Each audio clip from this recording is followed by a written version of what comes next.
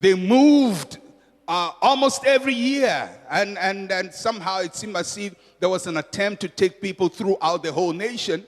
So you start from wherever you start. Maybe you start from Takwa, and then you are in Obuase, and then you are in Kintampo, and then you are in Wale Wale, then you are in Bole, then you are in Boku. Hopefully there will be no war by the time you get there. And then you go on to Navrongo, and then you go up to Laura, and you go to Tumu, and then you come down, and then you go through some of the Ashanti, go through Eastern, hopefully Volta region, but Greater Accra, Central region, and end up back where you started. So probably in a year or in a career of 30 years, you find people moving to about 12 stations, sometimes 15 stations, keep moving and moving and moving. These times, a lot of people don't move. People don't move as much as they did in those days. But life is made up of movement. And if you are afraid to move, you would not make progress.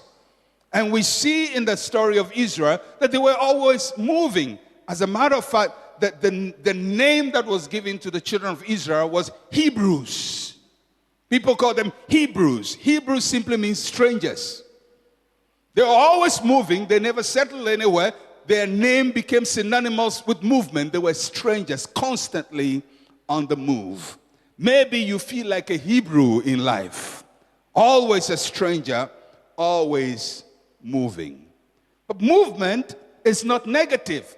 Movement is positive. And I'm going to show you 5 things from the passage we just read that will help you to keep moving and making progress. The first thing we note in the story of Israel, in their movement, the first point is that they took note of their starting points. If you're going to see progress in your life, you have to take note of your starting point. In verse 2, the Bible says, now Moses wrote down the starting points of their journeys at the command of the Lord. He always noted, this is where I started from. That's interesting. Not only the starting point, but the starting points. Anytime they settled somewhere, he noted, on this day, at this time, we settled here. And anytime they are moving, he took note of the conditions they were starting in so he could determine their progress. If you're going to appreciate your movement, you have to do what Moses did. You have to take note of your starting point. Why do you have to take note of your starting point? Because it helps you to measure your progress and to appreciate how far God takes you. For many of us, if we look at this year 2009, we'll say, well, the year has gone very fast, and it has. Some will say, well, I can't even see what I've achieved, and sometimes you may not. Some will say, this is a wasted year, and sometimes you may feel that way. But the reason you feel that way is because you didn't take note of your starting point.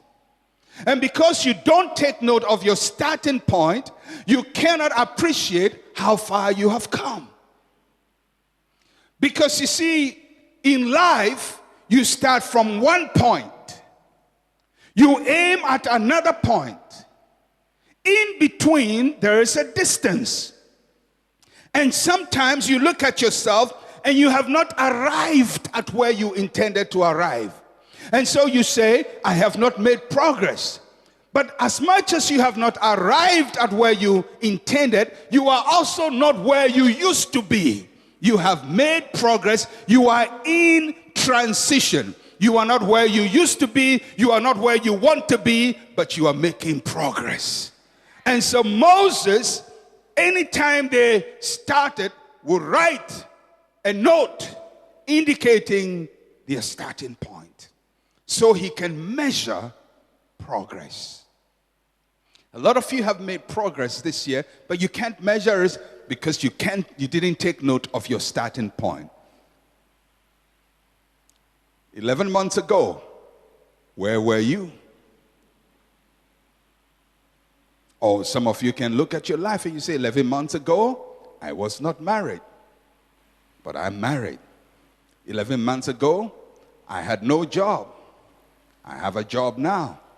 11 months ago, I was worried about my health, but now I'm healthy, I'm strong. 11 months ago, I was worried about where the next meal was coming from. Today, I'm not worried about that. 11 months ago, my parents were giving me problems, but we solved that problem in June somehow, and there is peace in the family. 11 months ago, you were somewhere. That was your starting point. And God has brought you another distance. You have not arrived yet, but you have made some progress. And you can never know the progress you make until you take note of your starting point. That's what Moses did. He wrote down the starting point. He had been told they were going to the promised land. They were not in the promised land, but they have moved from Ramses and they are in Succoth. Succoth is not the promised land, but it's not Ramses either. They are not in the promised land, but they've moved from Succoth and they are somewhere else. They haven't arrived yet, but they are making progress. I'm just here to let you know, although you think much has not happened, a lot has happened. Take note of your starting point because it helps you to appreciate and to measure how far God has brought you. Without landmarks, it is impossible to appreciate the progress made.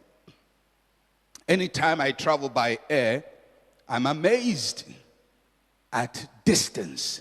You just go in the air. You don't know whether it's, except the sun is shining, you can't tell which is east and which is west. When the sun is shining, I know at least you know it starts from the east and goes to the west. But if you're traveling at night, you look out of the window and it's darkness. And you keep going. And you believe you're heading to London. But you don't know. You could be headed to Afghanistan. You could be headed to Iraq. You could be headed in the wrong direction. You could be headed in the opposite direction. Why can't you tell where you're going? Because there's no landmarks.